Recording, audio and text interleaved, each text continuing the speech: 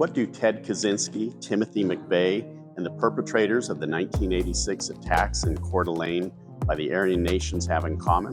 They're all domestic terrorists, and they don't have ties to foreign governments.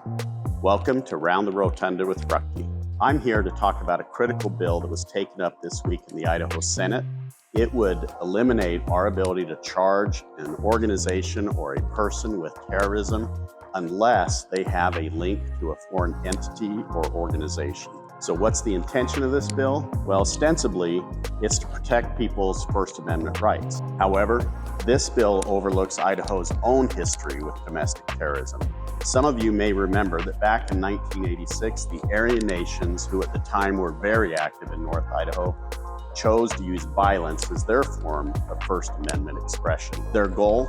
To silence the opposition to white supremacy. That's a clear act of domestic terrorism. Yet, under this bill, Ted Kaczynski, Timothy McVeigh, and the Aryan Nations setting off bombs would not be considered domestic terrorism. While stationed in Germany in the mid-90s, when I would tell people I was from Idaho, they knew two things about our state. One, potatoes. And the second thing, that we had white supremacists living in North Idaho.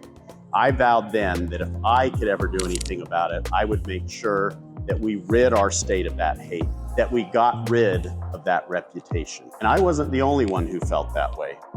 People in North Idaho and the Coeur d'Alene area came together to fight back, and they were successful. They got rid of the Aryan Nations, and they took our reputation back. The culmination of these efforts was the Idaho Anti-Terrorism Act, the very act that is being changed by the Idaho Senate right now. Idaho should be known for its beauty and for its people, not as a haven for hate. That's why I voted against this bill, and that's why I urge my colleagues in the House to vote against this bill. Stay engaged and leave a comment below. Let me know how you feel about this issue. You can go to jamesforidaho.com and sign up for my newsletter. Let's preserve Idaho's true spirit and stand against hate. Thank you for joining me for Around the Rotunda with Ruchti.